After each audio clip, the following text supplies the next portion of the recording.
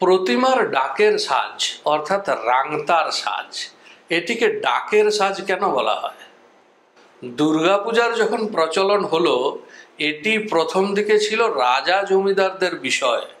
কারণ এই দুর্গাপূজা এত খরচ সাপেক্ষ ছিল, সাধারণ লোকের পক্ষে এগুলি করা সম্ভব ছিল না। এগুলি জমিদার রাজারাই করতেন। এমনকি জমিদার রাজাদের মধ্যে সে সময় দুর্গাপূজাকে কেন্দ্র করে প্রতিযোগিতা শুরু হয়েছিল, কে কত আড়ম্বর করতে পারে, কে কত খরচ করতে পারে। তো তেমনই একবার সম্ভবত শোভাবাজারের রাজবাড়ি দুর্গাপূজার জন্যে ওই ডাকের সাজ এটির ব্যবস্থা করেছিলেন, অর্থাৎ রাংতা দিয়ে সাজানো। এই রাংতা তৎকালীন ভারতে পাওয়া যেত না, এটির অর্ডার দেওয়া হয়েছিল জার্মানিতে। জার্মানি থেকে ডাক মারফত এই সাজ এসেছিল বলে এটি ডাকের সাজ হিসাবে পরিচিত হয়।